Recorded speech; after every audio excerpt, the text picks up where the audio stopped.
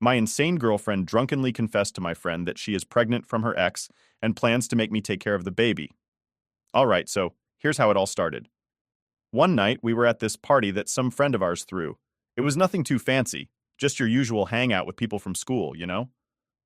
I was there with my girlfriend, Jessica. We'd been together since high school, about 3 years at this point. I really thought we had a future together. Like, I was actually planning stuff with her. Marriage, traveling, even kids at some point. She was the girl I thought I'd be with for life. But man, that night changed everything. You ever get one of those moments where you can feel something's just off, but you can't really put your finger on it? Well, that was me. Jessica was acting kind of weird, but I didn't think much of it. She was talking with everyone, laughing a little too loud, just being extra. I figured she was just having fun, no big deal. So, I'm standing there, talking with a couple of my buddies, and that's when my friend Matt comes rushing up to me. And when I say rushing, I mean rushing. He had this look on his face like he didn't even know how to say what he had to say. I thought maybe someone had spilled a drink on my car or something stupid like that.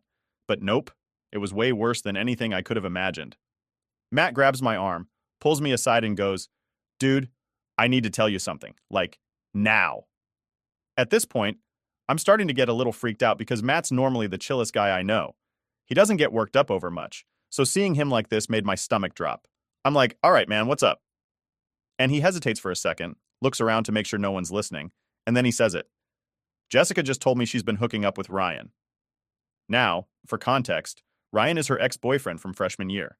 They broke up way before we got together, but she always described their relationship as nothing serious, just some high school thing that didn't mean much. So hearing his name again, and in this way it felt like my brain couldn't even process it. I just stared at Matt for a second, not really understanding what he was saying. "Wait, what do you mean she's been hooking up with Ryan? Like, are you serious right now?" Matt nods, and he looks like he's gonna throw up. "She told me they've been sleeping together for months. And that's not even the worst part, dude. She's pregnant. She said it's his." At this point, my heart is pounding. I'm feeling all kinds of things: confusion, anger, betrayal, you name it. And the worst part was, I couldn't even do anything right then. I was in shock. I mean, we'd been together for years, and I thought we had something real. I was already planning on going to my dream college, and now, out of nowhere, I'm hearing that my girlfriend's pregnant with her ex's baby? But Matt wasn't done. She also said she plans to make you raise it. That was it. That's when the world stopped for me. Everything I thought I knew about Jessica, about our relationship, just crumbled right there. The idea that she'd not only cheat on me, but then plan to trap me into taking care of a kid that wasn't even mine? I felt sick to my stomach. So I'm standing there, trying to keep it together, but I can't. I'm feeling so many things at once: betrayed, heartbroken, and yeah, furious. I couldn't believe the girl I'd spent years with, the one I thought I was going to marry, could do something like this. I just remember looking at Matt and saying, I gotta go. I couldn't stay there anymore. I couldn't be around people, around Jessica. I had to get out of there before I lost it. I went home that night, but sleep? No way that was happening. I laid in bed staring at the ceiling, replaying everything in my head over and over again. I thought about all the times I had caught little things, like when I saw her texting Ryan a few months ago. I asked her about it and she brushed it off, saying it was just puppy love and nothing serious. She even had the nerve to ask if they could hang out because they were just friends now. Like an idiot, I trusted her. I figured if we were going to make it through college, we'd have to trust each other, right? God, I felt like such an idiot. The next morning, I knew I had to confront her. I couldn't just pretend I didn't know. I went over to her place, and the second she opened the door, I knew she was guilty.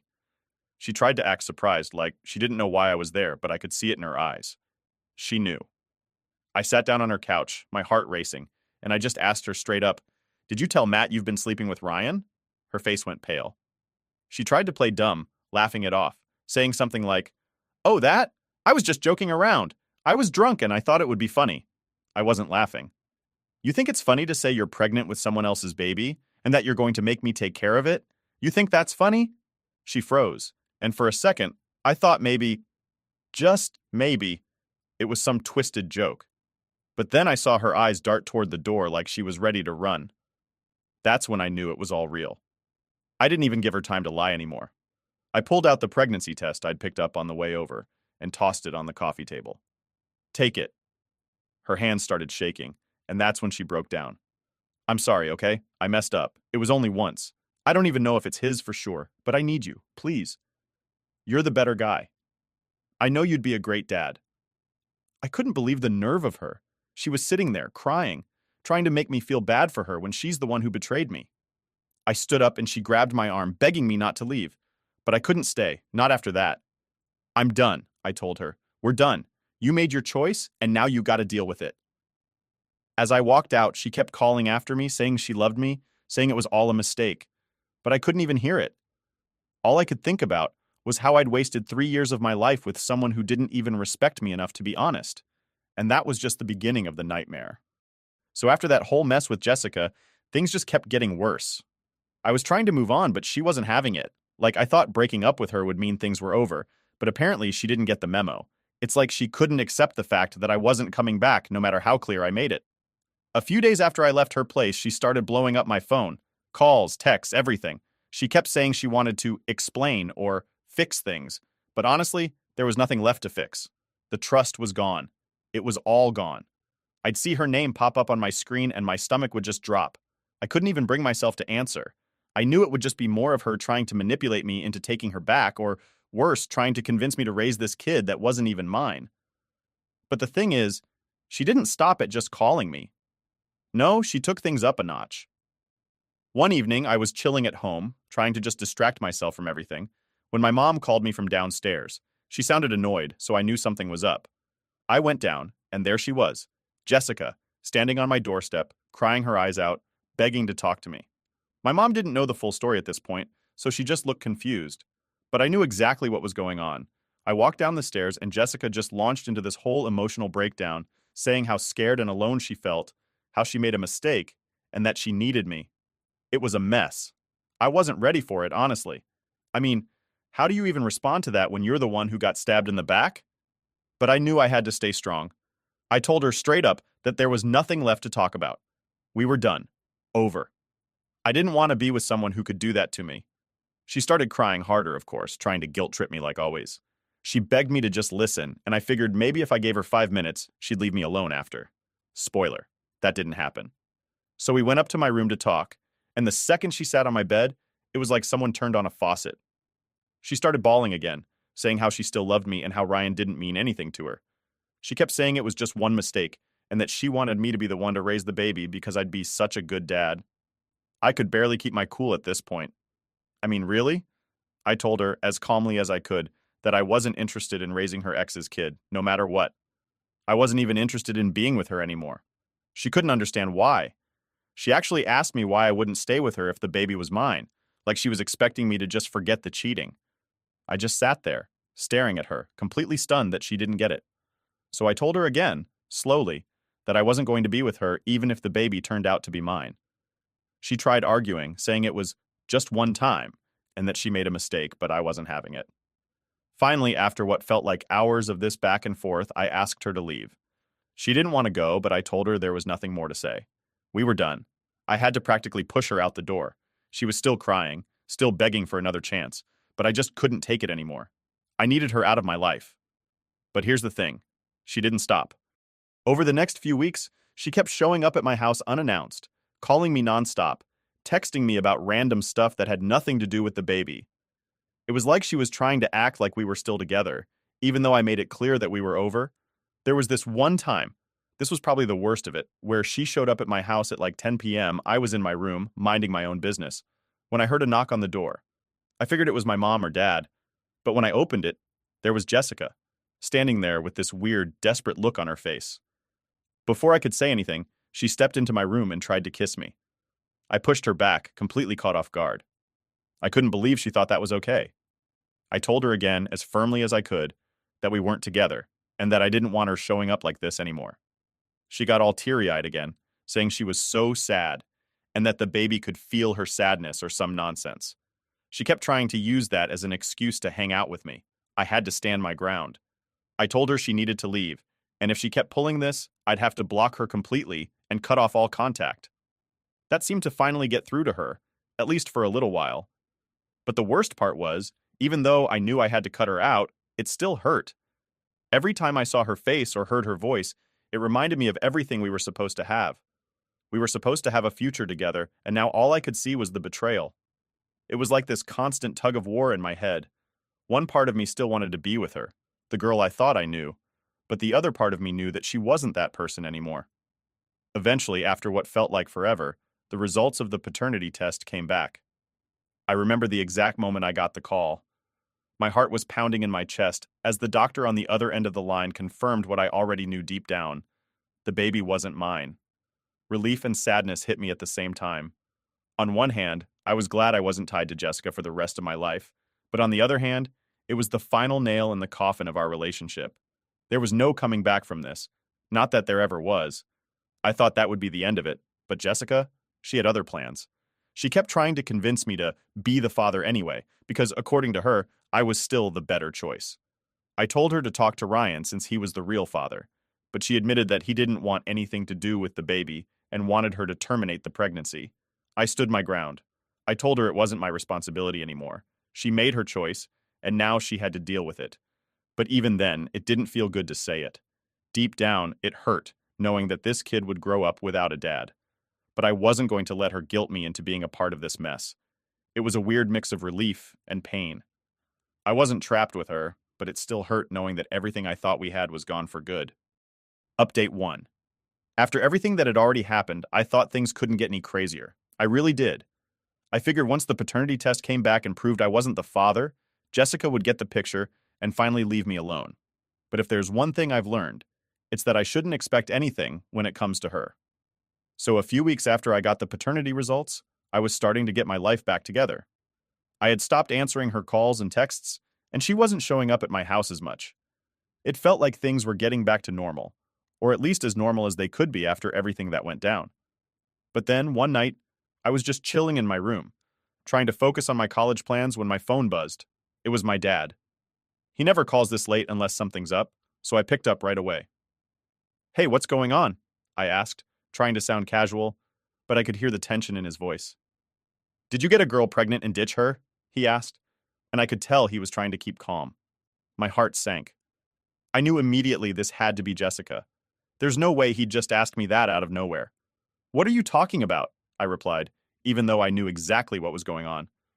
"Jessica came by the house earlier today," he explained. "She's saying you're the father of her baby and that you've been ignoring her." I couldn't believe it. After everything, she was still trying to pull this crap? She knew I wasn't the father. She knew. But here she was, going behind my back, telling my parents some twisted version of the story. "She's lying," I said, trying to stay calm but feeling my blood start to boil. "I'm not the father. I got a paternity test, and it proved it wasn't mine. She cheated on me with her ex, Ryan. He's the one who got her pregnant." There was a long pause on the other end of the line. I could tell my dad was trying to wrap his head around it. "You have the test results?"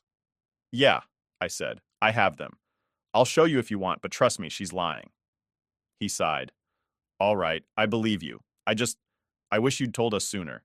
Your mom was pretty upset." "I get it. I probably should have filled them in earlier, but honestly, I didn't want to drag them into the mess. I was trying to handle it on my own, and I didn't expect Jessica to go this far. I told my dad I'd talk to my mom and clear things up, but I was fuming. I couldn't believe Jessica had the nerve to go to my parents' house and tell them I'd abandoned her. It was like she couldn't accept that I wasn't going to play her game anymore, so she was trying to drag my family into it. The next day, I talked to my mom. She was obviously upset but relieved when I showed her the paternity test results. It was hard seeing her so sad over the whole thing. Jessica had apparently broken down in front of her, crying and playing the victim card, saying how she was scared and alone and how I was the only one who could help her. "She made it seem so real," my mom said, shaking her head. "I can't believe she would lie like that." I couldn't either, but that's what Jessica did. She lied. She manipulated. And now she was trying to drag my family into her mess. With my parents on my side, I thought maybe that would be the end of it. Maybe now that she knew I had told everyone the truth, she'd finally leave me alone. But of course she didn't. A few days later, I got a message from one of my friends. "Dude, have you seen Jessica's social media?" he asked. I hadn't. I was doing my best to stay away from anything that had to do with her. But out of curiosity, I checked. And there it was, this long post about how she was going through the hardest time of her life and how she was being abandoned by the father of her child. She didn't mention me by name, but it was obvious who she was talking about. People in the comments were posting stuff like, "Stay strong, girl," and "You're going to be a great mom even if the dad's not in the picture." It was infuriating. She was spinning this whole narrative, making me look like the bad guy, and I couldn't even defend myself without making things worse. I mean, what was I supposed to do? Comment on her post like, actually, I'm not the father and she cheated on me with her ex? That would just add fuel to the fire. I was venting to my friend Matt about it later that night.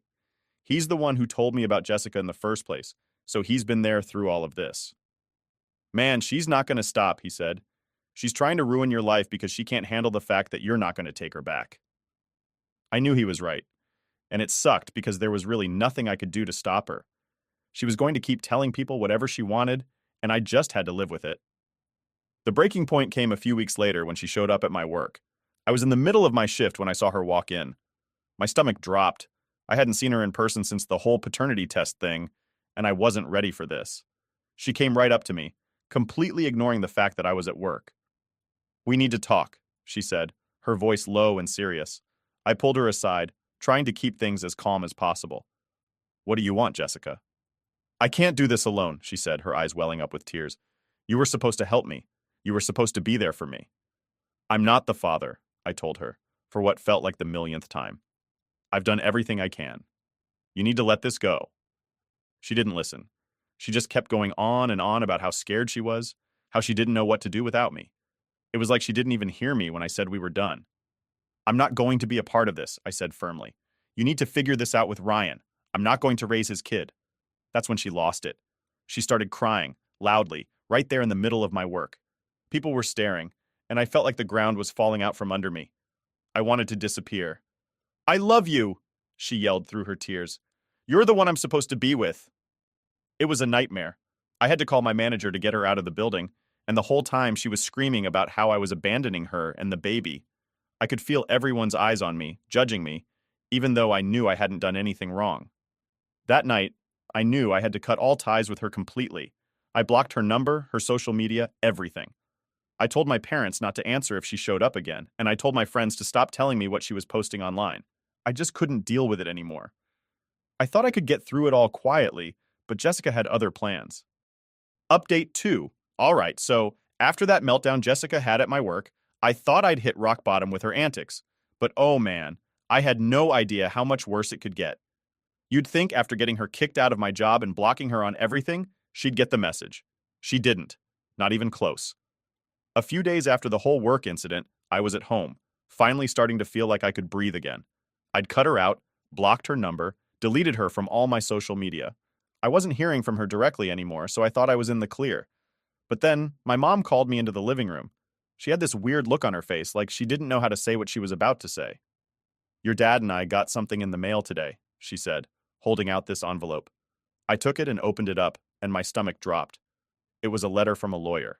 Jessica was trying to sue me for child support, for a baby that wasn't even mine. Now, you might be wondering how she could possibly think this was going to work. Well, turns out, she was claiming that because we had been in a relationship for so long, and she was pregnant during that time, I should be responsible for helping her out financially. She was saying that I had acted as a father figure, and that meant I should have to pay. I couldn't believe what I was reading. I was furious. This girl had not only cheated on me and lied about the baby being mine, but now she was trying to drag me into court over it? I couldn't let this slide. I immediately called my dad. I knew he'd have some advice, and he was just as angry as I was. "You need to get a lawyer," he said. "Don't let her get away with this. She's just trying to mess with your life." So that's exactly what I did. I found a lawyer and explained the whole situation. He was pretty confident that the case wouldn't hold up in court, especially since I had the paternity test proving the baby wasn't mine. But still, it was a hassle I didn't need. Just the thought of having to go to court, sit in front of a judge, and deal with Jessica again made me sick to my stomach. A few weeks later, the court date rolled around. I walked into that courtroom feeling nervous as hell. I mean, yeah, I had all the evidence on my side, but still, it was nerve-wracking. Jessica was there, sitting at the other table, looking all smug like she thought she was about to win something. It took everything in me not to lose my cool. The judge started going through the paperwork, and my lawyer presented the paternity test right off the bat. I could see Jessica's face change when he brought it up. She went from looking confident to suddenly shifting in her seat, like she realized she might have messed up. The judge took one look at the results and then asked Jessica's lawyer why they were even here if I wasn't the father. Her lawyer tried to make some excuse about emotional bonds or some nonsense like that, but it wasn't working. The judge wasn't having it. I'll never forget what the judge said next. He looked right at Jessica and said, "Miss, this young man is not the father of your child, and there's no legal obligation for him to support you. This case is dismissed." I let out a breath I didn't even realize I was holding. It was finally over. I thought, finally, I'm done with this nightmare. But of course, it wasn't that simple. Even after the court case was thrown out, Jessica didn't back off. She doubled down on her harassment. She started sending me these weird, guilt-tripping messages from random phone numbers, talking about how she was ruined because of me, how she was struggling to make ends meet, and how her life was falling apart. She made it sound like it was my fault that Ryan didn't want to step up and be a dad. Like I was somehow responsible for her entire situation. I didn't respond. I couldn't. What was I supposed to say to that? I wasn't going to let her drag me back into her mess. The next few weeks were quiet. I started focusing on my own life again, working extra shifts, planning for college, trying to rebuild some of the peace she had destroyed. But every time I started to feel normal again, something else would happen. One day I came home from work, and my mom was sitting at the kitchen table, looking stressed. "Jessica came by today," she said, her voice tight. "She was crying, saying you've ruined her life." I could feel the anger boiling up inside me again. What did she say? "She just kept going on about how you left her when she needed you the most, and how she doesn't know what to do anymore," my mom replied, shaking her head. "I told her she needs to leave you alone, but she wouldn't listen. She said she's desperate." That was it. I couldn't take it anymore. I had to stop this once and for all. I called my lawyer again, explaining what was going on, and he suggested I file for a restraining order. I didn't want to go that far, but at this point, I didn't have a choice. She wasn't going to leave me alone unless I took some serious action. So, I filed for the restraining order. I thought maybe that would scare her enough to finally back off. It was a tough decision, but I couldn't keep living with this constant anxiety, wondering when she was going to show up at my house or my work again. The day of the restraining order hearing came, and Jessica actually had the nerve to show up. She looked like she had been crying, like she was still trying to play the victim, but I wasn't falling for it anymore.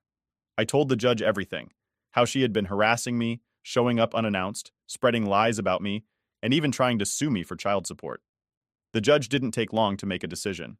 He granted the restraining order, and Jessica was officially barred from contacting me or coming near me. It was the biggest relief I'd felt in months. I walked out of that courtroom, feeling like I could finally breathe again. I wish I could say that was the end of it, but Jessica didn't go down quietly. Even with the restraining order in place, she still tried to send me messages through mutual friends, trying to get sympathy and making it sound like I was the bad guy. But at least now, I had something legal on my side. If she kept pushing, I knew I had a way to stop her. It wasn't the closure I wanted, but it was the closest I was going to get. At the end of the day, I had to focus on moving forward with my life.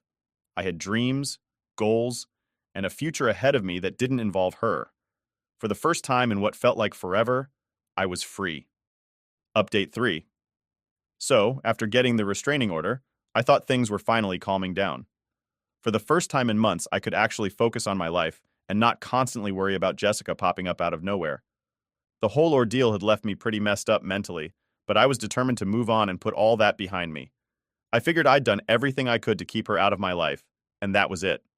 Turns out, I was wrong. Even with the restraining order in place, Jessica wasn't done trying to make things difficult for me. She didn't try to contact me directly anymore, thankfully, but she started using a different tactic that I didn't see coming. It all started when my cousin Jake called me one afternoon. He sounded weirdly hesitant, which was strange because Jake's usually the kind of guy who just says whatever's on his mind. He goes, "Hey man, I don't know how to tell you this, but Jessica's been talking to people." I was like, "What do you mean, talking to people?" I knew he wasn't talking about normal conversations, so I already had that sinking feeling in my gut. "She's been telling everyone in the group that you're the reason her life is ruined," he continued. "She's making it sound like you abandoned her and the baby, and people are starting to believe her." That hit me like a truck. I couldn't believe it. Even after the restraining order and everything that happened in court, she was still out there spreading lies, and now she was using my friends to try and make me look like the bad guy. I was furious. Like, I couldn't even speak for a minute because I was so angry. "Who's she been talking to?" I finally asked. Jake listed off a few names of people we both knew, people who'd known us back when Jessica and I were still together. Most of them hadn't reached out to me, so I didn't even know this was happening. Apparently, she was making up stories about how I'd left her when she needed me the most, and now she was alone, struggling to raise the baby. She conveniently left out the part where the baby wasn't mine and how she cheated on me. I couldn't let this slide. I wasn't about to just sit there while she tried to turn my friends against me. I started calling people, one by one, explaining the real story.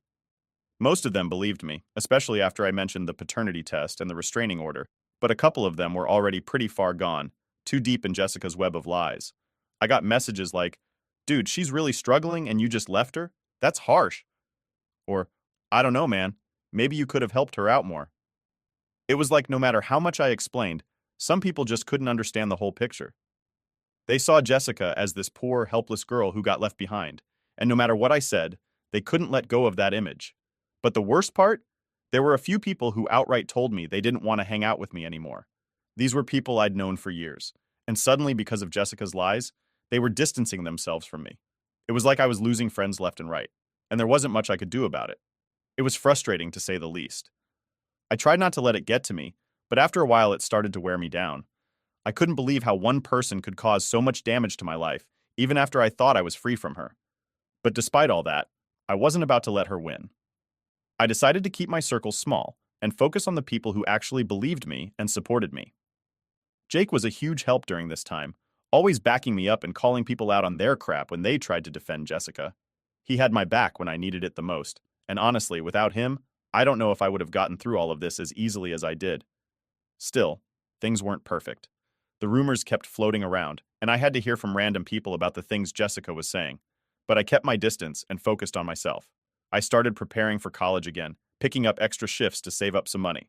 I was determined to move on with my life and not let Jessica or her lies hold me back any longer. Then, one day, I got a call from Ryan. Yeah, that Ryan, Jessica's ex and the actual father of her baby. We hadn't spoken since everything went down, so I was surprised to hear from him. I answered the phone, half expecting him to start some drama, but he sounded defeated. "Hey, man," he said, his voice low. I wanted to apologize." Now that threw me off. Apologize? Ryan? This was the guy who had been hooking up with my girlfriend behind my back, and now he wanted to say sorry? For what? I asked, still not sure what was going on. For everything, he said. I didn't know she was going to pull all this on you. She's been telling everyone that I bailed on her too, and I guess I just realized how messed up the whole situation is. Apparently, Jessica had been doing the same thing to him, telling people he was a deadbeat dad, that he'd abandoned her and the baby. She was trying to play both sides, making him look bad to his friends while making me look bad to mine. It was like she was burning every bridge in her life and taking everyone down with her. Ryan went on to explain how he was trying to step up as a father, but Jessica had made it nearly impossible. She was refusing to let him see the baby unless he agreed to get back together with her, which obviously wasn't going to happen. He was just as stuck as I had been. "I don't know what to do anymore," he admitted. "She's out of control." For the first time in this whole mess, I actually felt a little bad for the guy. Yeah, he'd messed up by getting involved with Jessica again, but it was clear he hadn't expected things to spiral like this. And honestly, it felt kind of good to know I wasn't the only one who saw how manipulative she could be. We talked for a while, mostly about how insane the whole situation had become. By the end of the conversation, I realized that while Jessica had caused me a ton of pain, she wasn't going to win. Not with me, and definitely not with Ryan. We were both determined to move on from her and rebuild our lives without her dragging us down anymore. It wasn't easy, and it wasn't instant, but eventually things did start to get better. I went off to college, met new people, and slowly but surely, the drama with Jessica became just a distant memory.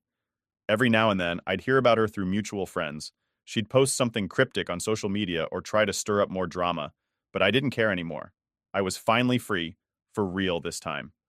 I took back my daughter's college fund after she said she's going no contact. Okay, so here's the deal.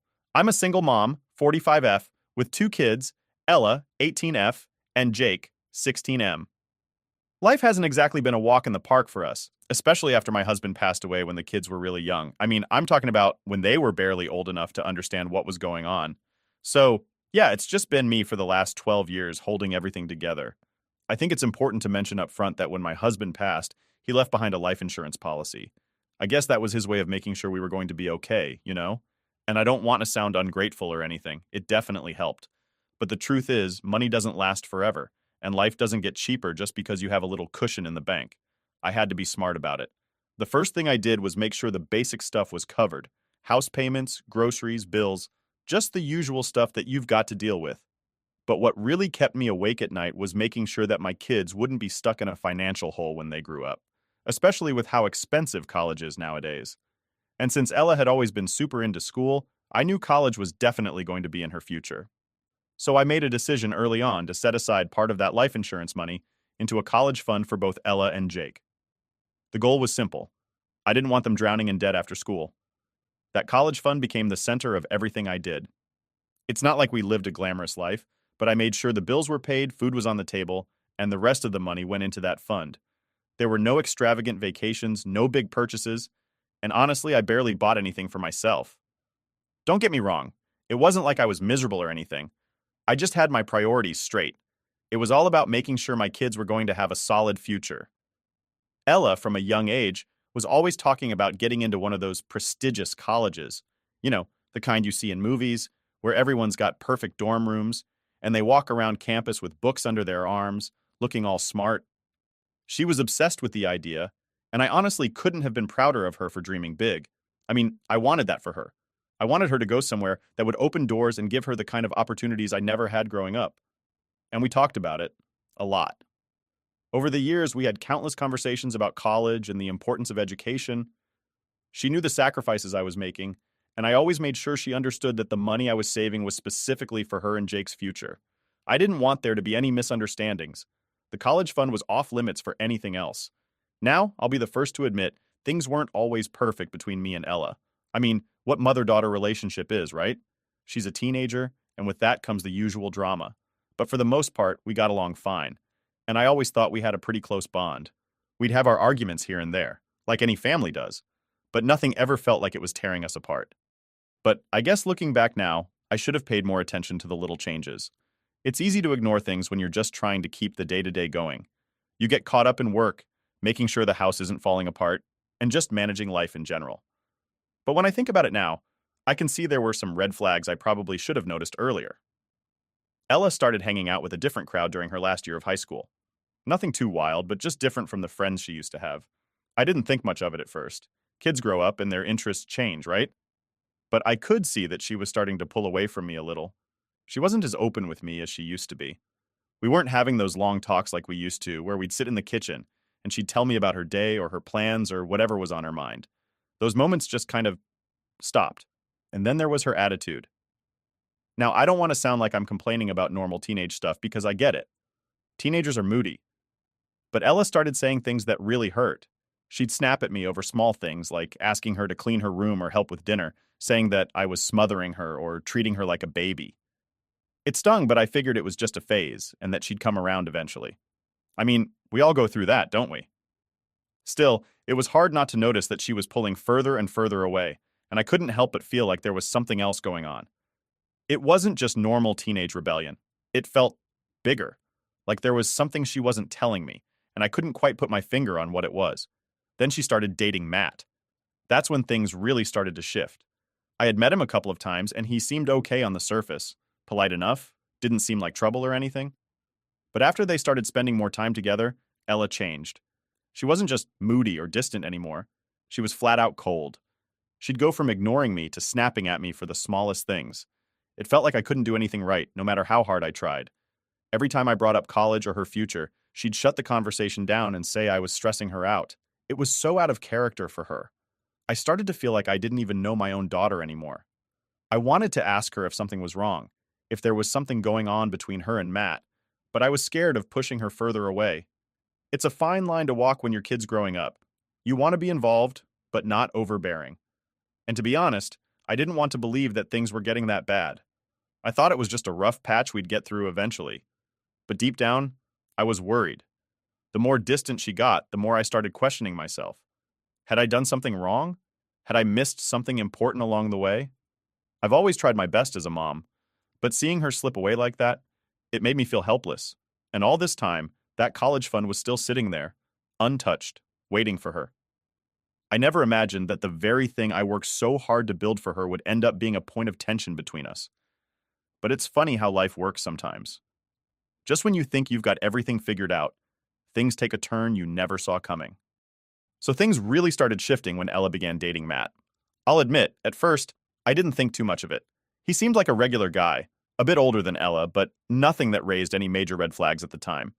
I met him a couple of times when he'd come over for dinner or just hang out at our place. He was polite, said all the right things, and I figured if Ella liked him, then he must be a decent guy. I mean, she's smart, right? She's always had good judgment, so I trusted her on that. But man, after a few weeks of them dating, everything just changed. I noticed it slowly at first. Like she'd start staying out later than usual and wouldn't tell me where she was going. If I asked, she'd either brush me off or give me this annoyed look, like I was being unreasonable for even asking. And I get it.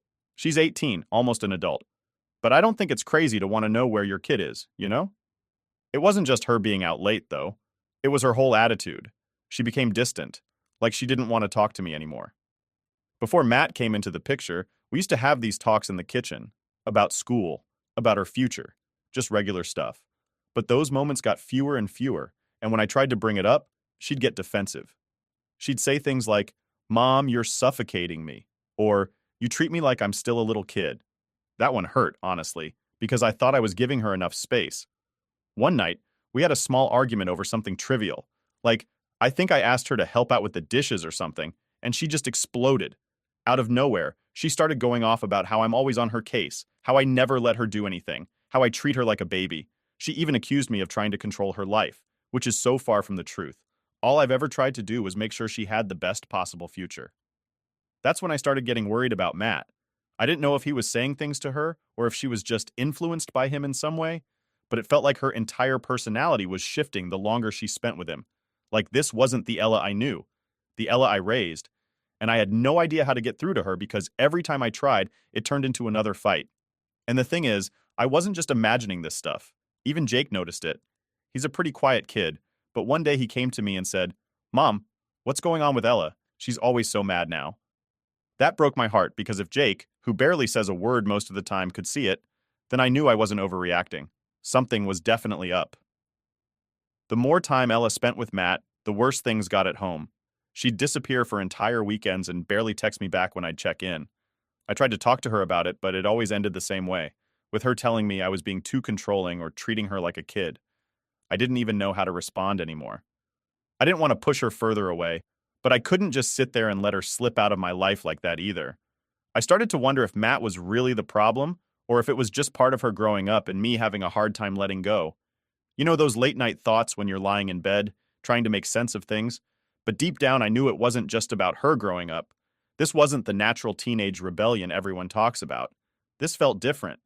There was this tension between us that hadn't been there before. I even tried to be nice to Matt, thinking maybe if I made an effort with him, things between me and Ella would get better. I invited him over for dinner a few more times, tried to engage him in conversation, but he was always kind of distant. He'd answer my questions, but he never really tried to get to know me.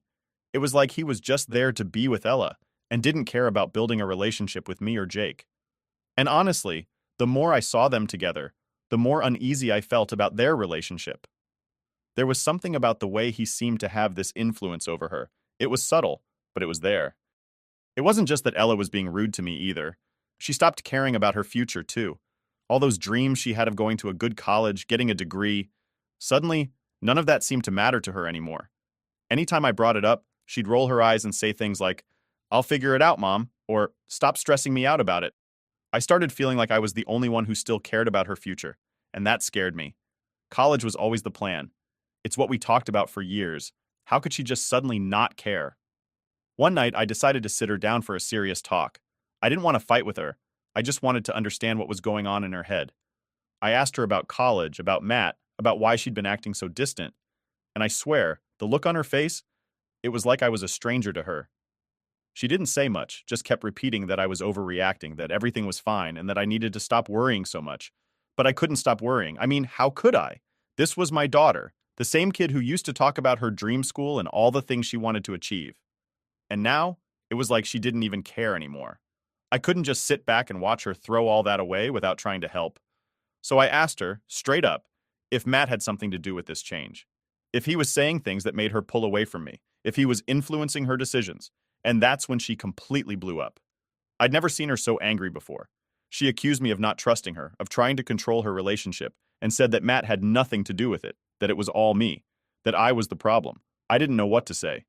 It's one thing to have your kid be mad at you, but it's another thing to hear them say that you are the reason everything's falling apart.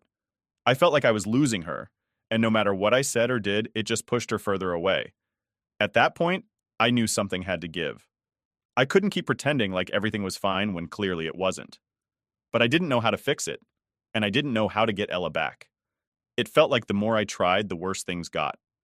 And Matt? He was always there in the background, watching it all happen. I couldn't shake the feeling that he had more to do with this than Ella was willing to admit. But how do you say that without pushing your kid away for good? It felt like I was walking on eggshells every time I tried to talk to her, and I was terrified that one wrong step would make everything fall apart even more. So the breaking point came during what I thought was going to be just another regular argument. We'd been having more and more of those lately, with Ella constantly pushing back against everything I said. And I get it. She's 18, she's almost an adult, and she wants her independence. But the way she'd been acting, it was like I didn't even recognize her anymore. I knew things were tense between us, but I never expected what came next. It started over something small, like most of our arguments had been lately. I think I asked her if she had thought about her college applications, and it just set her off. She snapped at me, telling me to stop stressing her out and that she had everything under control. I remember feeling this frustration bubbling up inside me because honestly, nothing seemed under control. She wasn't talking about college like she used to. She wasn't talking to me at all, really, so I pushed a little harder, probably more than I should have, and that's when it happened. She looked me dead in the eyes and said, "I'm done with you, Mom. When I leave for college, I'm going no contact. I don't need you anymore." I don't think I'll ever forget that moment. It felt like my heart just stopped, like someone had knocked the air out of me. I couldn't even respond right away because I was so shocked. I mean, after everything I had done for her, everything I had sacrificed, this was what she thought of me? That she could just cut me out of her life as soon as she was old enough to leave? I must have looked stunned because she kept going. "You've been controlling my whole life," she said. "Once I'm gone, I'm not coming back. I don't want anything to do with you." That's when I lost it. All the years of holding back, trying to be the best mom I could be, making sacrifices, working late nights, all of it came rushing to the surface. I started listing everything I had done for her, telling her how much I had given up just to make sure she and Jake had a good life. I reminded her about the college fund, how I had saved every extra penny from her dad's life insurance to make sure she could go to the best school without being buried in debt. But she just stood there, arms crossed, with this look on her face like she didn't care, like none of it mattered. And honestly, that hurt more than anything she'd said so far. It was like she had completely shut off her emotions, and I couldn't get through to her at all. "I didn't ask you to do that," she finally said. "You keep throwing it in my face like I owe you something. I don't. I never asked for any of it." Hearing her say that was like a slap in the face. It made me realize just how far we'd drifted apart. I thought she understood, that we were on the same page about her future and how much I was doing to make sure she could have it. But clearly, I had been wrong. She didn't see it that way at all. To her, I was just this overbearing, controlling parent who was suffocating her with expectations. I tried to stay calm, but I could feel myself getting more and more upset. "Ella, I've done everything I could to give you the life you wanted," I said. "And this is how you repay me? By saying you're cutting me out of your life as soon as you don't need me anymore? That's not fair." She didn't even flinch. "I'm not a little girl anymore, Mom," she shot back. "I don't need you. I'll be fine on my own." That's when I realized that no matter what I said, it wasn't going to make a difference. Ella had made up her mind, and nothing I could do or say was going to change that. I was angry, sure, but more than that, I was heartbroken. I had spent 18 years building a life for her and her brother, making sure they had everything they needed, and now she was telling me that none of it mattered. And it wasn't just about the money or the sacrifices I made. It was about the fact that she was ready to walk away from me entirely, like I was just some obstacle in her path. She wasn't even considering how much it would hurt me, how much it would hurt her brother to lose her. It was all about her, and that was the part I couldn't wrap my head around. After a few moments of silence, I asked her, "So what happens to Jake? Are you going no contact with him too? Or is it just me you're done with?" She rolled her eyes like the question was ridiculous. "Of course not," she said. "I'll still talk to Jake. But you? I need space from you, Mom. I need to live my own life." I couldn't believe it. She was ready to completely shut me out, but she'd still keep in touch with Jake? It didn't make any sense to me. I had been there for both of them since day one, and now she was acting like I was the enemy, like I was some roadblock she had to get past. I knew I had to leave the conversation before it got even worse. So I just said, if that's really what you want, Ella, then I can't stop you. But I want you to really think about what you're saying before you make any decisions you can't take back. She just shrugged and walked away like it was no big deal. Like she hadn't just dropped a bomb on me. I remember standing there in the kitchen staring after her, feeling like my whole world had just been flipped upside down. How did we get here? How did my relationship with my own daughter get to the point where she wanted to cut me out of her life? I couldn't sleep that night. I kept replaying the conversation in my head, trying to figure out where I had gone wrong. Was I really being too controlling? Had I smothered her without realizing it? Or was this just Matt's influence, making her see me as the bad guy? The next few days were awkward. Ella didn't say much, and I didn't know what to say to her either. There was this tension hanging over the house, and every time I saw her, I felt that pit in my stomach. I wanted to talk to her to try to fix things, but I didn't know how. It was like there was this wall between us now, and I had no idea how to break it down. Jake could tell something was off too. He asked me once, "Mom, is everything okay with Ella?" And I just told him it was fine because I didn't want to drag him into it. But deep down, I knew it wasn't fine. It wasn't fine at all. I couldn't shake the feeling that everything was falling apart, and there was nothing I could do to stop it. So, after Ella dropped that whole no contact thing on me, I spent a few days just kind of lost, honestly. I didn't know what to do. I mean, how do you respond when your own kid tells you they don't want you in their life anymore? It's not like there's a manual for this kind of thing. I kept thinking back to our conversation, replaying it in my head over and over, trying to figure out if there was something I missed. Maybe I had been too controlling. Maybe I had pushed her too hard. But I just didn't see how wanting the best for her made me the bad guy. The silence in the house was unbearable. Ella and I were barely talking, and the few times we did talk, it was all short answers and eye rolls. The tension was so thick, you could practically cut it with a knife. Jake was starting to notice too, but he kept his head down like he didn't want to get caught in the middle of it. Smart kid. Then came the night when everything really blew up. I wasn't planning on confronting her again, not so soon after the last argument, but sometimes things just happen when you're not ready for them. Ella had come home late, again, and I asked her where she'd been. I didn't mean to start anything, I was just genuinely curious. But of course, it escalated. She gave me the same attitude she'd been giving me for weeks. "Why do you always need to know where I am? I'm not a kid anymore, Mom. Stop treating me like one." Now I know I should have probably just let it go, but it was late, and I was tired. And honestly, I was done tiptoeing around her like I had been these last few days. I snapped back, "Because I'm still your mom, Ella, and I care about you. Is that such a bad thing?" And that's when it all came pouring out. She turned to me, eyes filled with frustration, and said, "You're not caring. You're controlling. You've been controlling me my whole life. Everything's always been about what you want for me, never about what I want." That hit me hard. I'd always thought I was doing what was best for her, giving her a stable future, making sure she had everything she needed to succeed. But hearing her say that, it was like she saw all my efforts as some kind of leash, like I was holding her back instead of lifting her up. I didn't know what to say. I was caught between wanting to defend myself and not wanting to push her further away. "You act like I haven't given up so much for you and Jake," I said, my voice shaking a little. "Everything I've done has been for you. I've worked my whole life to make sure you didn't have to struggle. I saved that college fund so you could go to the school of your dreams, Ella, and now you're saying it doesn't matter?" "Exactly," she shot back. "You did all of that, but not because I asked you to. You keep using the college fund as if it's some kind of bargaining chip to control what I do. I never wanted to be in debt to you like that." "In debt?" I could hardly believe what I was hearing. "This isn't about debt. It's about giving you the chance to succeed without being buried in loans. How could you think that?" Ella shook her head, her arms crossed tight over her chest like she was trying to keep herself from exploding. "You don't get it, do you? You've made everything about you. The money, the plans, all of it. I never had a say in anything. And now you're surprised I don't want to be a part of it anymore?" That was the moment I realized just how different we were seeing things. To me, everything I had done had been out of love, out of a desire to protect her and make sure she had the opportunities I didn't. But to her, it was control. Every sacrifice I made, every late night working extra hours, it wasn't seen as love. It was seen as a cage. And as much as it hurt to hear her say that, I had to face the reality that, somewhere along the way, we had stopped understanding each other. "Ella, all I've ever wanted was for you to have the life you dreamed of," I said, trying to keep my voice calm. "How did it get to this? Why do you feel like I'm the enemy here?" She let out a frustrated sigh. "Because you never listened to me. Every time I try to make my own decisions, you're right there, telling me what I should do, what's best for me. You never even asked what I wanted. I didn't know what to say. I felt like I was sinking in quicksand, and every word I said just pulled me deeper. Maybe she was right. Maybe I hadn't listened as much as I thought I had. I always assumed I knew what was best because I was her mom and I'd lived through it.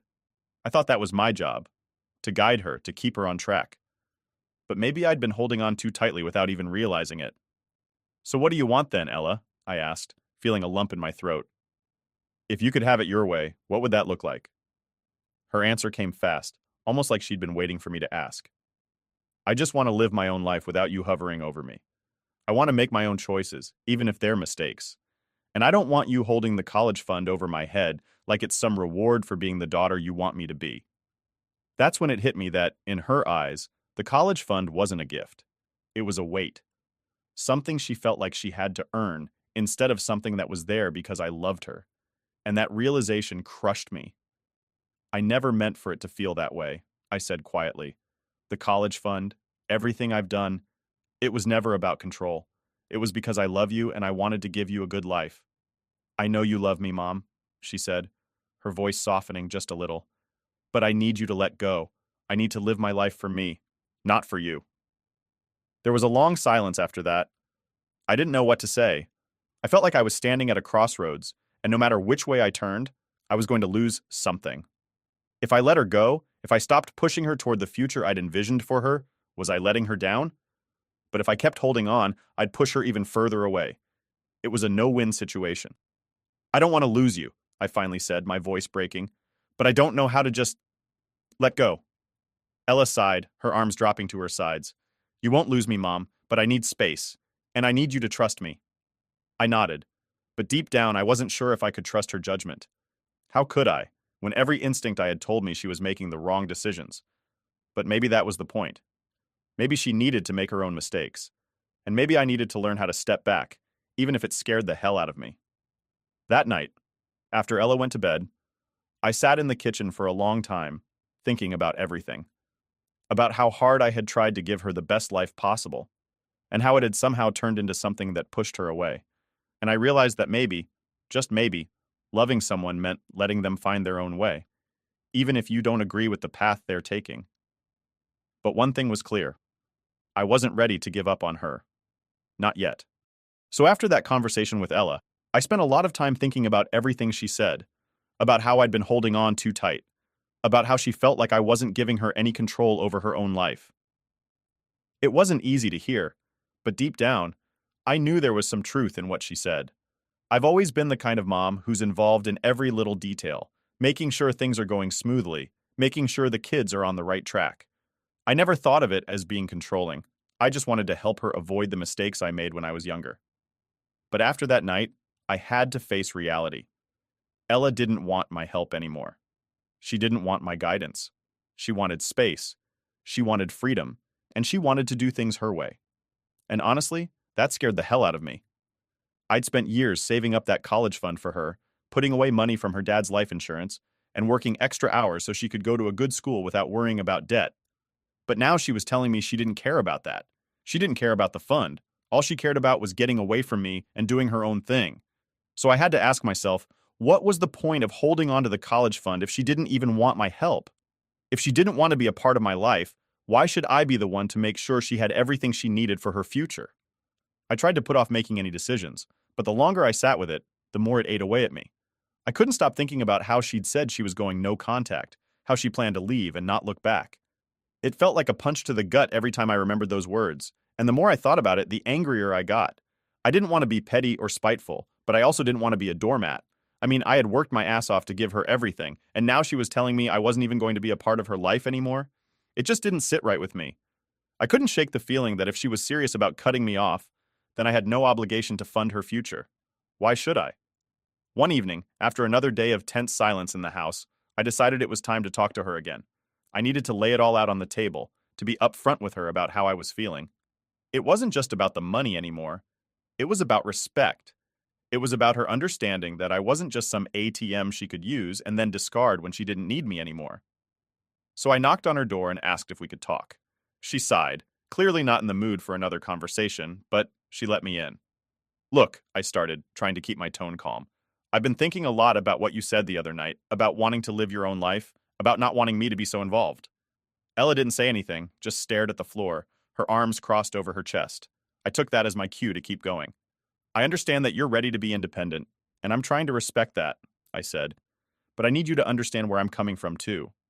I've worked hard to make sure you had a future without worrying about debt, without struggling like I did. And now you're telling me that you don't want me in your life anymore, that you're going no contact.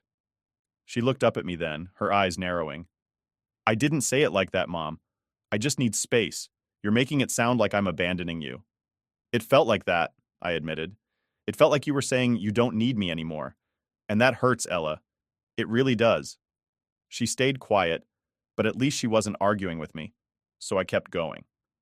The thing is, if you don't want me to be a part of your life, if you're serious about needing space and going no contact after you leave for college, then I don't think I can keep the college fund for you anymore. Her face changed immediately. What do you mean? I mean, if you're planning to cut me out of your life, I'm not going to be the one funding it, I said, trying to stay firm but not too harsh. That money was meant for you to get a good education, but it was also meant to be part of our relationship. I saved that money because I love you and I wanted to give you a head start. But if you're going to cut me off, I'm not going to keep sacrificing for someone who doesn't want me around. Ella's jaw dropped a little. I could tell she wasn't expecting this. You're seriously going to take the money away just because I said I need space? It's not about space, I said. It's about the fact that you're telling me I won't be in your life anymore. If you want to be independent, then fine, be independent. But that means you can't rely on me to pay for everything and then walk away when it's convenient. She stood up then, clearly angry.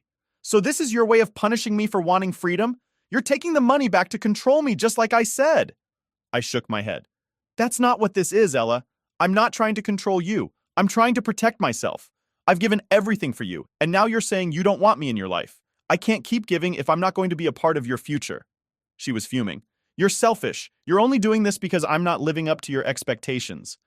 I thought you were saving that money for me because you loved me. But I guess it was just a way to make sure I stayed under your thumb. I didn't even know how to respond to that. I had tried so hard to be understanding, to explain where I was coming from, but she wasn't hearing it. To her, this was all about control, and nothing I said was going to change her mind. I'm sorry you feel that way, I said quietly, but my decision is final. If you're serious about going no contact, then I'm taking the college fund back. I'll split it between Jake's education and my own needs. Ella stormed out of the room, slamming the door behind her. I stood there for a minute, trying to process everything that had just happened. It wasn't what I wanted. I didn't want to be at odds with my own daughter. But I had to stand up for myself. I had to draw the line somewhere. I didn't know what the future was going to look like between me and Ella. But for the first time in a long time, I felt like I was making the right decision for me. And maybe, just maybe, that was okay. Hands on the car. The words hit me like a slap across the face as my fellow officer slammed me against his patrol vehicle. I never imagined my quick stop for water after a 12-hour shift would land me in handcuffs, but here I was, Senior Officer Lela Brown of the NYPD, being arrested by one of my own. Welcome to Real Life Stories New, where truth often surpasses fiction. My name's Lela, and that night in the flickering lights of a corner store parking lot, I learned firsthand what it meant to be judged by your skin color rather than your badge. As I watched a white officer harassing some black teenagers, my instincts as both a cop and a human being wouldn't let me walk away. The neon sign buzzed overhead as I approached, still clutching my unopened smart water bottle. "Officer, is everything all right here?" I asked, keeping my voice professional despite my exhaustion. His response: to spin around and size me up like I was a threat, completely blind to the badge I'd proudly worn for years. What happened next would spark a viral video, ignite nationwide outrage, and force our department to confront its deepest biases, all because one cop couldn't see past my hoodie and black skin. The metal of the patrol car bit into my cheek as Officer Carter continued applying pressure to my twisted arm. A decade of police training screamed at me to resist, but wisdom kept me still. Through the reflection in the window, I could see those teenagers recording everything on their phones, their hands trembling but determined to document what was unfolding before them. Their faces reflected the same mix of fear and outrage I'd seen countless times during my years on the force, but never thought I'd experience from this side of the law. "You're making a mistake," I managed to say through gritted teeth, my voice steady despite the surge of adrenaline coursing through my veins. The irony wasn't lost on me. Here I was, a senior officer who'd spent years building bridges between the police and our community, being treated like a common criminal. The smart water bottle I'd come to buy lay forgotten on the ground, a silent witness to this absurd theater of prejudice. The ride to the precinct felt like a journey through an alternate reality. Each streetlight that flashed across my face in the back of the squad car reminded me of the countless times I transported suspects myself. But now, the partition between the front and back seats represented more than just a physical barrier, it symbolized everything wrong with our system. I caught Carter glancing at me in the rearview mirror, his eyes flickering with something between uncertainty and defiance. When we arrived, the desk sergeant's face told its own story. "Lela." The color drained from his features as recognition hit. Officer Carter's posture shifted subtly, but his pride wouldn't let him back down. Even as the truth dawned on him, he mumbled about miscommunication rather than admit his prejudice. The late-night cleaning crew paused their work to watch the scene unfold, their mops forgotten in their hands. By morning, social media was ablaze. The video had gone viral, with real-life stories new featuring it prominently on their platform. My phone buzzed constantly with notifications, each one a reminder of how quickly personal humiliation could become a public spectacle. Walking into the precinct felt like parting a sea of whispers and averted gazes. The same officers who'd shared coffee with me yesterday now seemed unsure whether to meet my eyes or pretend I was invisible. My partner Tom tried to play mediator, suggesting I let it slide for the good of the department. But his words only strengthened my resolve. The break room fell silent as I poured my morning coffee, the usual chatter dying under the weight of unspoken tensions. "Tom," I said, meeting his concerned gaze, "how many others without a badge face this every day and have to swallow their dignity?" "Not this time." The weight of my decision pressed heavy on my shoulders, but for the first time in my career, I felt truly aligned with my purpose as an officer. When Carter swaggered in later that morning, his attempted casual greeting felt like sandpaper against my raw nerves. The fluorescent lights cast harsh shadows across his face as he approached, his confidence a thin veneer over growing uncertainty. "Internal affairs," I announced, cutting through his facade. "Let's see how your instincts hold up under investigation." The silence that followed was deafening, broken only by the sound of his career crumbling around him. The precinct split into factions, those who saw the bigger picture and those who thought I was making trouble. By the coffee machine, whispered conversations died when I approached. Yet each disapproving glance only fueled my determination to see this through. This wasn't just about one night or one officer anymore, it had become about challenging a system that allowed prejudice to masquerade as procedure. The tension reached its peak during the morning briefing. As I presented my cases, I could feel the room divided. Some officers nodded in support, while others studied their notepads with suspicious intensity. Captain Reynolds, usually quick with a joke, maintained a carefully neutral expression. But when he announced Carter's temporary reassignment to desk duty, the ripple of reactions through the room told me everything I needed to know about the battle lines being drawn. The media circus grew with each passing hour.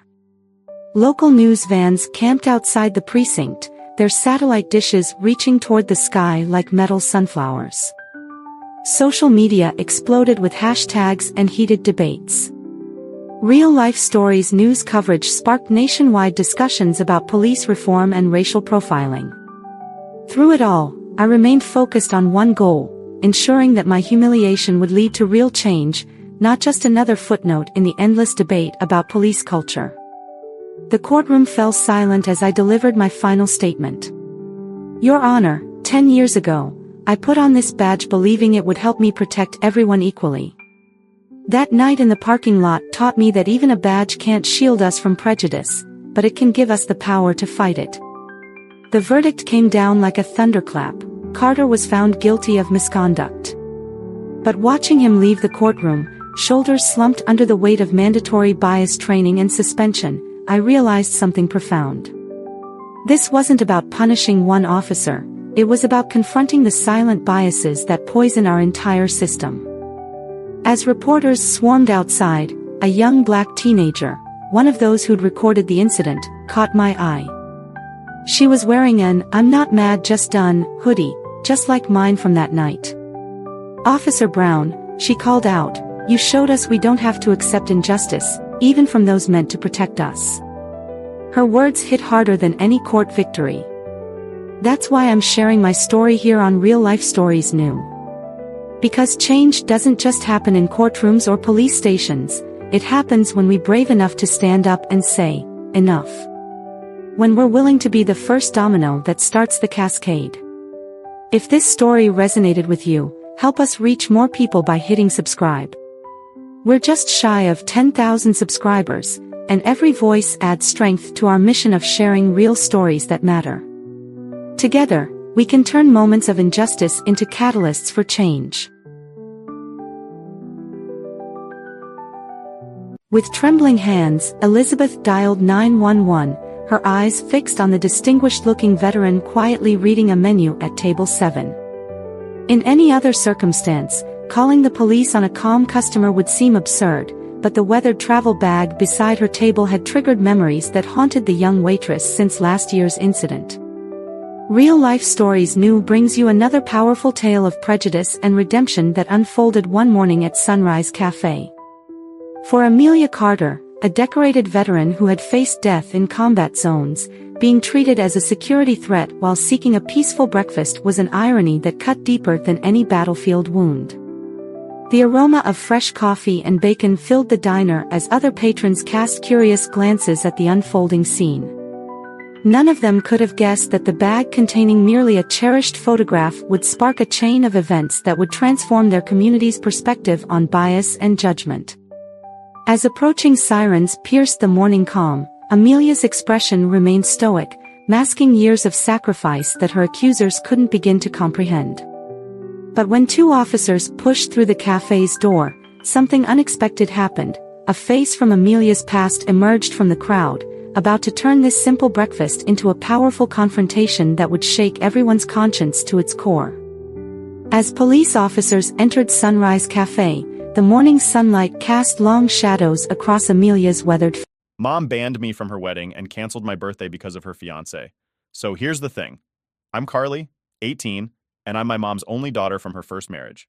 She's got 3 younger kids with her new fiancé, Greg, all teenage boys. And yeah, I thought I'd at least get to be part of her wedding since, I'm her actual daughter. But nah, things didn't go how I expected at all, and now I'm left wondering what the hell just happened. Anyway, last week, I overhear my mom, Lisa, talking to one of her friends about her wedding plans. She's been with Greg for about a year, and the wedding's set for December, the day before my birthday. I was pretty excited at first because my mom and I had been talking about a party for my birthday too, like we were going to make it a whole thing. So when I heard her discussing the bridesmaids' dresses with her friend, I thought, hey, maybe I'll be a bridesmaid or something. She hasn't mentioned anything yet, but surely I'm included, right? Wrong. So I casually ask her, hey, when are we going to look for my dress for the wedding? Just trying to bring it up because she hasn't said a word about it. And I swear to you, the look she gave me, it was like I just told her I ran over her dog. She looked all disappointed and weird for a second, then she said, we'll talk about it later. Later comes around, and I'm sitting there waiting for this big talk about my dress. But instead, she pulls me aside and hits me with this. Greg thinks it would be better if his kids were more involved in the wedding. Now let me pause for a second. His kids? Really? They're not even girls, they're all teenage boys. And I'm supposed to be cool with them just swooping in and taking over a wedding that I thought I'd be a part of? But that's not the worst part. Nope, she drops this on me like it's no big deal. You're not going to be in the wedding. Not going to be in the wedding. Let that sink in. My own mother's wedding, and I'm not invited. Why? Because Greg doesn't like me. He thinks it would make things awkward with his family if I was there. And you know why? Because I look too much like my dad. Yep, you read that right. Apparently my face is the problem. I look too much like my dad from her first marriage, and Greg doesn't want his family to feel uncomfortable. So I guess the solution was just to uninvite me completely. Like, that's going to fix everything. At this point, I'm sitting there in shock, trying to process what she just said. I didn't even know what to say at first. I thought maybe it was some kind of joke, but nah, she was dead serious. I tried to stay calm because, well, what else could I do? But inside, I was fuming. How could she just drop me like that? I've always been her daughter, and now I'm just not good enough? Anyway, I try to bring up my birthday again because that's something we'd been planning together for a while. The wedding's literally the day before my birthday, and we'd talked about having a party. But she tells me the birthday's canceled because she and Greg are going on their honeymoon the day after the wedding. So basically, my birthday's not happening anymore either. At this point, I lost it. I mean, what was I supposed to do? I yelled at her. I said, I'm sorry I don't look enough like you for you to love me. And yeah, that was harsh, but I was mad. And it's true. Ever since I was little, I've known I'm different because I look like my dad. My dad told me that after I was born, she had postpartum depression, and she never connected with me like she did with the kids she had with Greg. Those kids, they all look like Greg, and she's obsessed with them. Meanwhile, I've just been this reminder of her past. It sucks to admit, but it's true. She never really treated me the same. My brothers, though, they got lucky. They look more like her, so they've always had a better relationship with her. Me? I've been on the outside for as long as I can remember. So, after I yelled that at her, things just exploded. Greg storms into the room because apparently my mom was crying after what I said. He starts going off on me, saying I disrespected her and that I needed to leave. Like, what the hell? I'm her daughter and I'm the one getting kicked out? But whatever. I grabbed my stuff and left. I went to my dad's place. I couldn't stay there any longer. Not after what happened. My dad was pissed when I told him. He was ready to call CPS on them, saying they had no right to kick me out like that. But I begged him not to. I didn't want to make things worse, and I didn't want to drag my stepbrothers into it. They're not involved in this mess, and I don't want them to get caught up in it. Even though we don't have a close relationship, they're just kids, and this whole thing is already bad enough. Later that night, I texted my brothers. They found out what happened, and honestly, they were more upset than I thought they'd be. All three of them told me they weren't going to the wedding now either. That surprised me because they've always been way closer to her than I have. But I guess even they could see how messed up this whole situation was. Now my mom's even more pissed because she's losing her other kids for the wedding. But I don't care.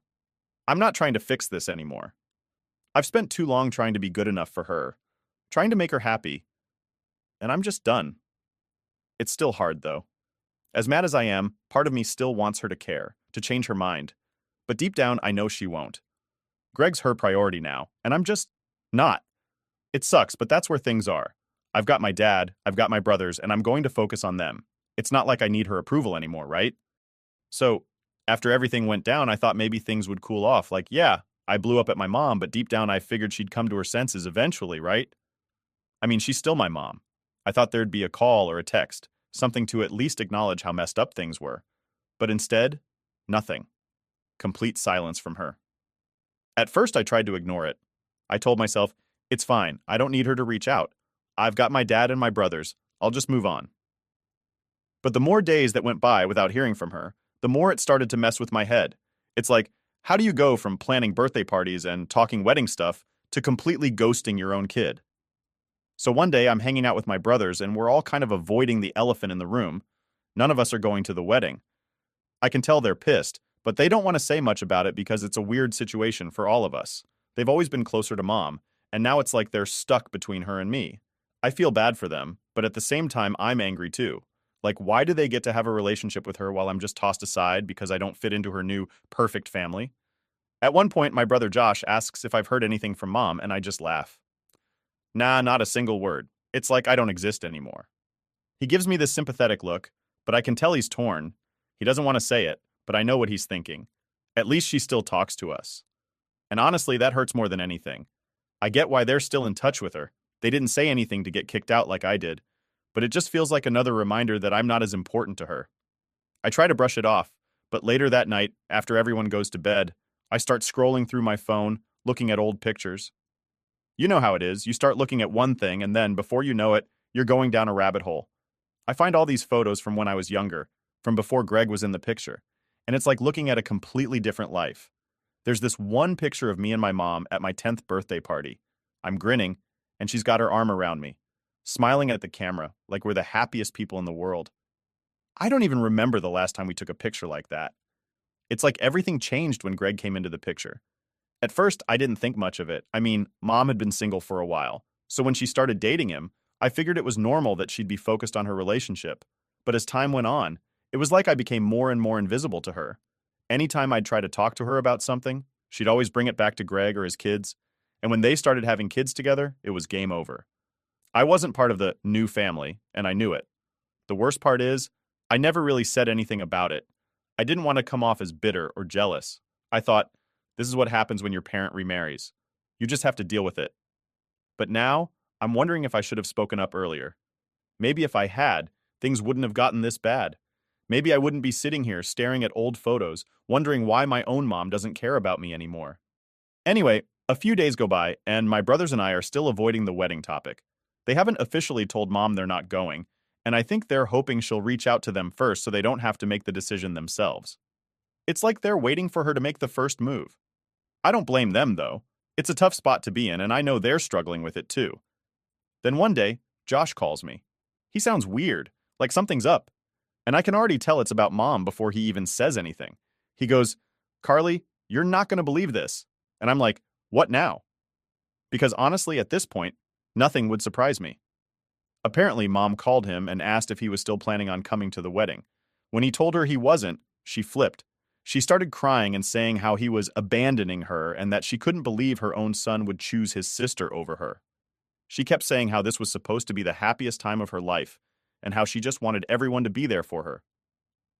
Josh said he tried to explain that he couldn't support her treating me the way she did, but she wouldn't listen. She just kept going on about how it was all my fault that everything was falling apart. I wasn't even surprised. I mean, this is how she's always been, making everything about her. It's never her fault. It's always someone else who's to blame when things go wrong. And now she's putting the blame on me because her own kids don't want to go to her wedding? Yeah, okay. Josh told me he felt guilty, though. He didn't want to hurt her, but at the same time, he couldn't just ignore what she'd done to me. I get it. I don't want my brothers to feel like they have to pick sides, but it's hard when Mom's acting like this. It's like she's forcing us all into a corner, and I hate that. So now, I'm stuck in this weird limbo where I'm not sure what to do next. I haven't heard from Mom since Josh told her he wasn't going to the wedding, and part of me wonders if she's just given up on trying to make amends. Maybe she's too focused on her new life with Greg to care anymore. Or maybe she's waiting for me to reach out and apologize, which, yeah, that's not happening. I keep going back and forth in my head, wondering if I should have handled things differently. Should I have just kept my mouth shut? Should I have sucked it up and pretended like everything was fine? But then I remind myself that I shouldn't have to beg for my own mother's love and attention. I've spent enough time trying to make her happy, and it's never been enough. So why keep trying? In the end, I guess it doesn't matter what I do. Mom's made her choice, and I have to live with that. I can't change how she feels about me, and I'm done trying. Maybe it's time I start focusing on the people who actually care about me, my dad, my brothers, and stop worrying about someone who clearly doesn't. Update 1. So, after everything that's happened, I tried to distract myself from all the drama. I mean, there's only so much you can sit and think about before it just gets exhausting. But even when I'm trying to focus on other things, this whole situation with my mom is still there in the back of my mind. Like, I'll be doing something completely normal and then, boom, it hits me. My own mom doesn't want me at her wedding. How do you even wrap your head around that? But what really got me was when my dad sat me down for a conversation a few days later. He's usually pretty laid back, but I could tell something was bothering him. He goes, "Carly, we need to talk about your mom." And I'm like, great, just what I want to talk about. More of this mess. But he seemed serious, so I listened. Turns out my mom had reached out to him. Not to apologize, not to explain, but to complain. She told him that I'd ruined everything, that I'd turned my brothers against her, and that now the wedding was a complete disaster because none of her kids were going to be there. She actually said to him, if Carly hadn't thrown a fit, everything would have been perfect. I couldn't believe it. I mean, I knew she had a way of twisting things to make herself look like the victim, but to hear her flat out blame me for the mess she created, that hit hard. It's like she can't even take responsibility for her own decisions. She's acting like I'm the one who decided to uninvite myself from her wedding or something. My dad, being the good guy he is, tried to stay calm with her, but even he admitted that it was hard to listen to her go off like that. He told her, "Lisa, this isn't Carly's fault. You're the one who made her feel excluded. You need to fix this, not her. Of course, that didn't go over well. She just kept going on about how she'd already made her decision and that Greg's feelings came first. Now, I've heard that line a million times. Greg's feelings come first. It's like a broken record at this point. Ever since Greg came into the picture, it's been all about him and his family. If it's not what Greg wants, it doesn't happen. If Greg feels uncomfortable, we all have to bend over backward to make sure he's happy.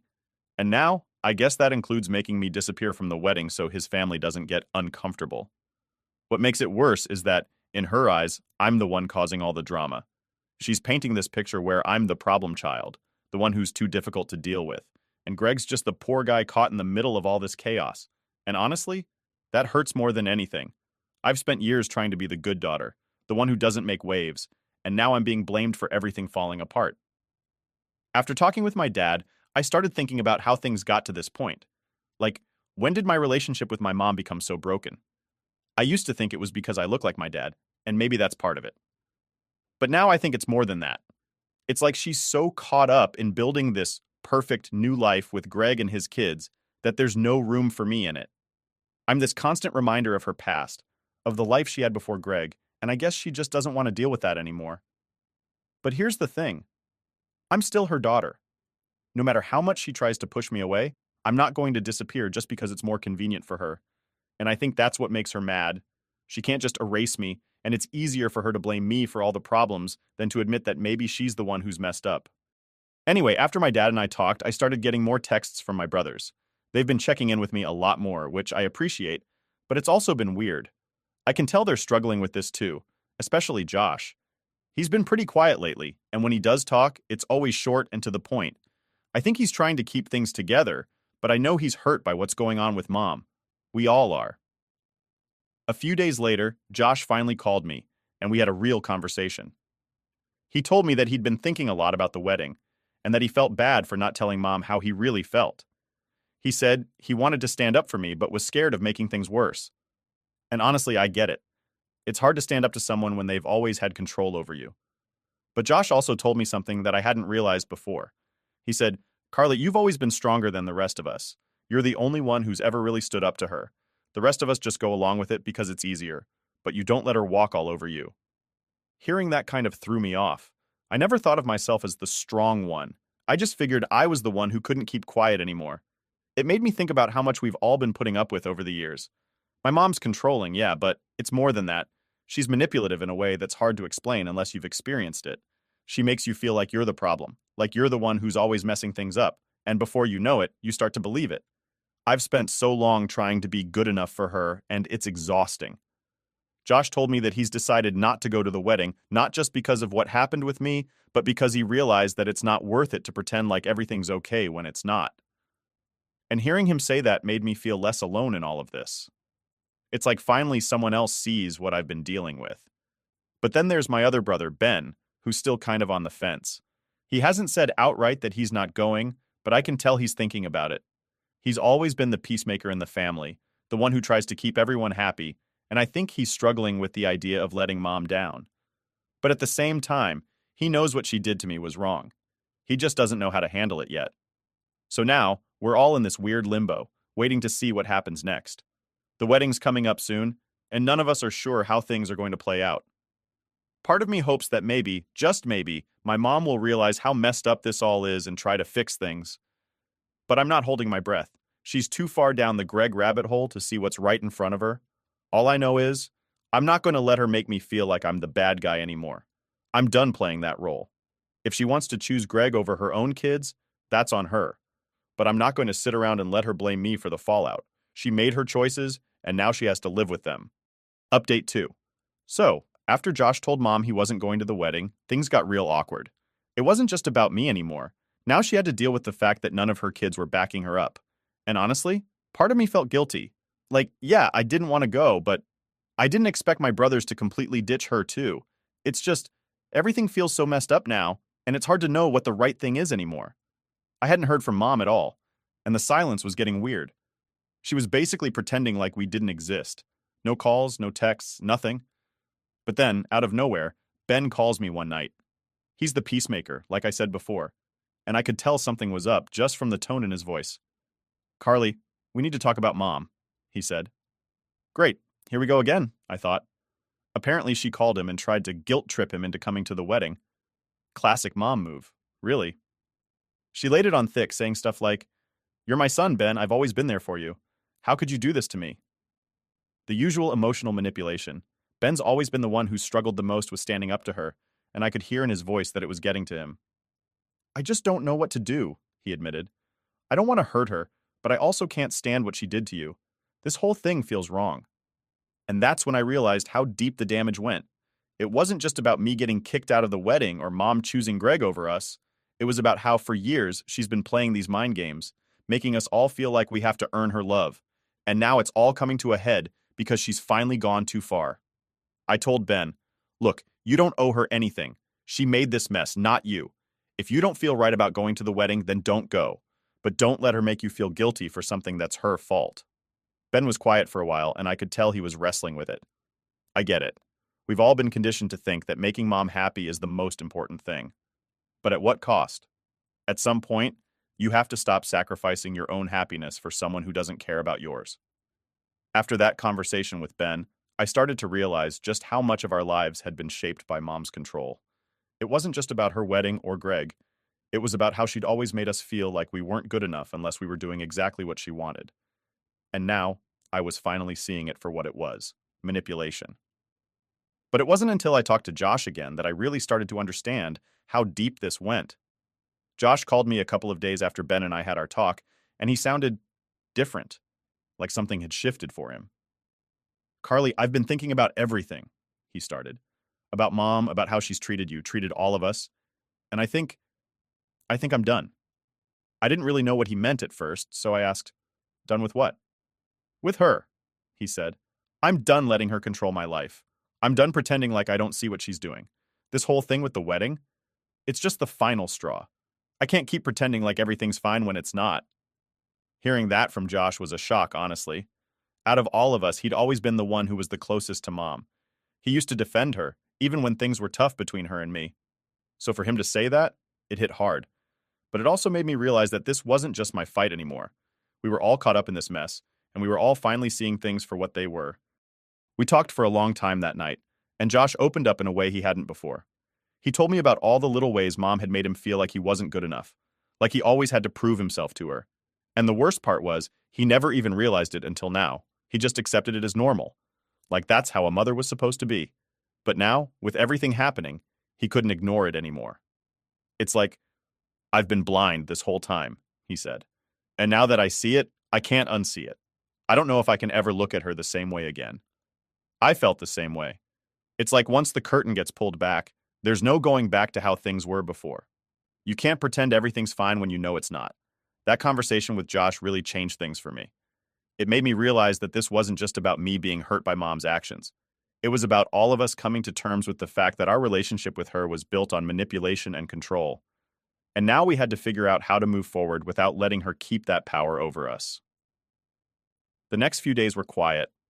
None of us talked to mom, and I think she was starting to realize that we weren't going to cave. But then, she showed up at my dad's house one evening. Yeah, she just showed up unannounced, like nothing had happened. I wasn't expecting it, and when I opened the door to see her standing there, I didn't know what to say. She looked tired, like the whole thing was wearing her down. But I wasn't about to feel sorry for her, not after everything. "Can we talk?" she asked, her voice softer than I was used to. I hesitated, but I nodded and stepped aside to let her in. We sat down in the living room, and there was this awkward silence for a while. I didn't really know what she was doing here, and I wasn't sure if I was ready for whatever conversation was about to happen. Finally, she spoke. "I didn't realize how much this wedding was hurting you," she said. I didn't mean for things to get this bad." I wanted to believe her. I wanted to believe that she didn't mean for any of this to happen. But at the same time, I couldn't just let it go, not after everything she'd put me through. So I just sat there, waiting to see what else she had to say. "I've been so focused on Greg and trying to make this wedding perfect," she continued. "I didn't stop to think about how it was affecting you." I was still quiet, not sure how to respond. Part of me wanted to scream at her, to tell her that it was too late for apologies. But another part of me was just tired. Tired of fighting. Tired of feeling like I had to prove myself to her. I want to make things right, she said, her voice barely above a whisper. I don't want to lose you. And that's when it hit me. She was scared. For the first time in a long time, she was actually scared of losing me. And while I appreciated the sentiment, I wasn't sure if it was enough to fix everything. Update 3. After that awkward talk with my mom, I thought maybe things would shift a little. Maybe she'd try harder, show that she really cared, you know? Like, I didn't expect everything to magically be fixed, but I guess I hoped for some kind of real effort. But surprise, it didn't exactly go that way. She left my dad's place that day with this promise of making things right. And for a few days, I waited. I kept my phone close, thinking maybe she'd call or at least send a text to try and follow up. But no, nothing. It was like that little conversation we had was just another attempt for her to feel like she'd done her part, without actually doing anything. The wedding was getting closer, and I still hadn't heard from her. Neither had my brothers. Josh was pretty much done at this point. He told me he didn't care if she ever reached out again. He was finished with all her guilt trips and emotional manipulation. Ben, though, he was still struggling. He kept saying stuff like, maybe she's just stressed with the wedding planning, like he was trying to justify her actions. But even he wasn't sure anymore. The silence was too loud. Then one afternoon, I got a message from a number I didn't recognize. At first, I thought it was spam, but when I opened it, my stomach sank. It was from Greg. He sent this long message about how I needed to apologize to my mom, how she was hurting because of everything I'd said, and how it was on me to fix this if I wanted any relationship with her in the future. I stared at the screen, my hands shaking a little. I couldn't believe it. This guy had the nerve to message me, telling me to apologize to her, like I was the one who needed to make things right. I didn't even know how to respond. Part of me wanted to throw my phone across the room, but the other part of me just felt numb. It was like nothing I did or said would ever be enough for her. I'd always be the one in the wrong, the one who had to fix things. I showed the message to Josh, and he was furious. Don't you dare respond, he said.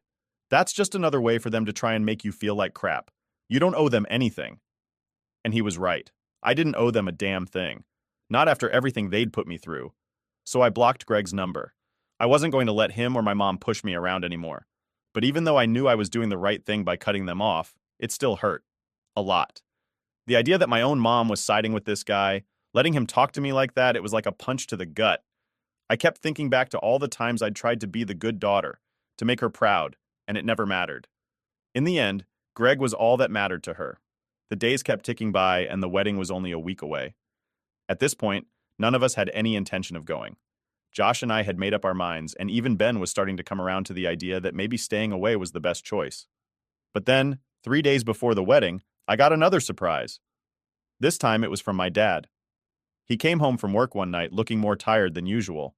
He sat me down and told me that Mom had reached out to him again. But this time, it wasn't just to complain. She wanted him to come to the wedding. Yeah, you read that right. My mom, who had been completely ignoring me and my brothers, suddenly decided that she wanted my dad, the guy she divorced years ago, the guy she basically treated like dirt for the last decade, to show up at her wedding to Greg. I couldn't believe what I was hearing. Why would she want you there? I asked. My dad shrugged, but I could tell he was as confused as I was. She said something about wanting to keep the peace for the sake of the kids, he told me. I don't know what she's thinking, Carly, but I told her no. Hearing that made me feel a little better. I don't know what kind of game my mom was playing, but I was glad my dad wasn't falling for it. He'd always been the one who tried to protect us from her manipulations, even when it put him in a tough spot. And now, he was standing up for me, for all of us. The wedding day finally rolled around, and it was weird. Like I knew it was happening, but it didn't even feel real. I stayed home with my brothers, and we didn't talk about it much. It was like this unspoken agreement that we weren't going to let her wedding ruin our day. We hung out, watched some movies, ordered pizza, and tried to act like it was just another Saturday.